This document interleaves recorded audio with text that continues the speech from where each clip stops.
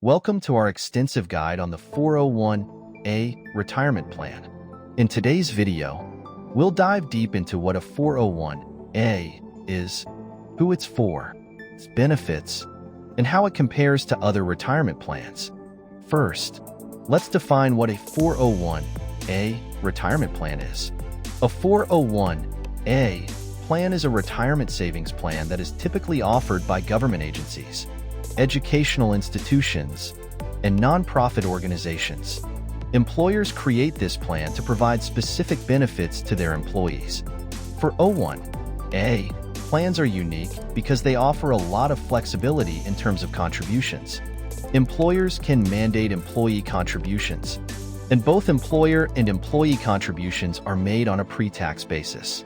This can significantly reduce your taxable income. One key feature of a 401(a) plan is that employers have the flexibility to decide how contributions will be made.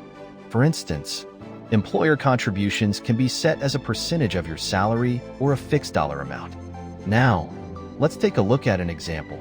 Suppose you earn $50,000 per year, and your employer offers a 401(a) plan where they contribute 5% of your salary annually.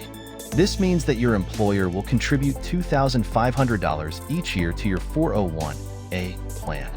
401(a) plans also offer a lot of flexibility when it comes to employee contributions.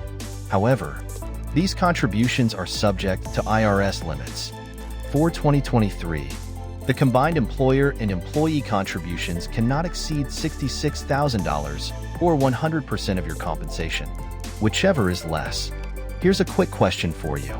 Can you guess what the vesting period is for a typical 401(a) plan?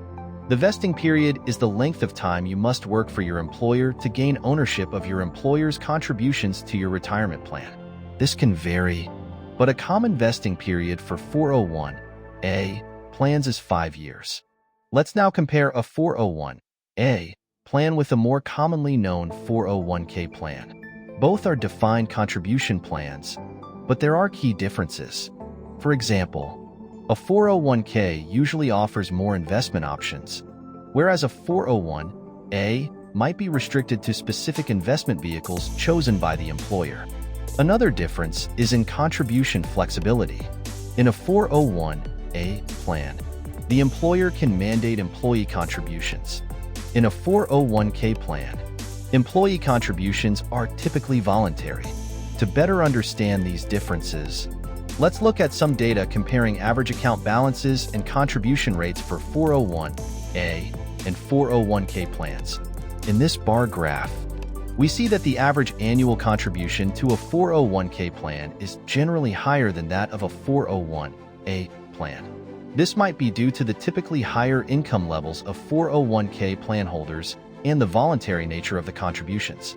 Next, let's talk about the investment options available in 401(a) plans.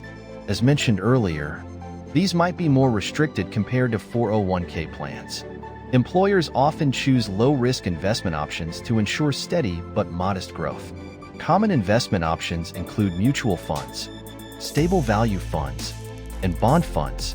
It's important to review your employer's choices and decide if they align with your retirement goals. Here's another question.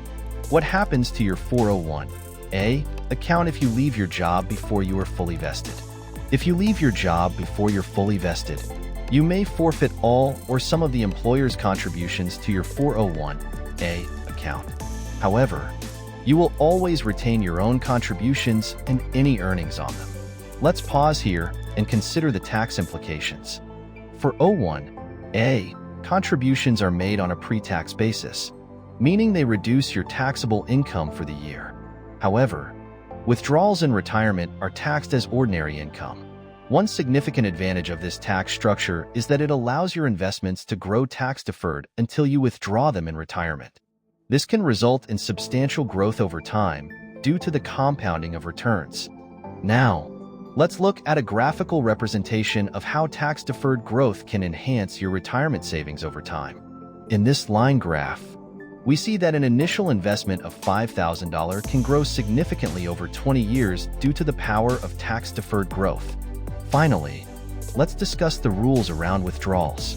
Similar to other retirement plans, 401(a) plans typically have required minimum distributions, RMDs, starting at age 72. Early withdrawals before age 59 and a half may incur penalties unless exceptions apply. To avoid penalties, it's crucial to plan your withdrawals carefully. You might also want to consult a financial advisor to strategize these withdrawals in a tax-efficient manner.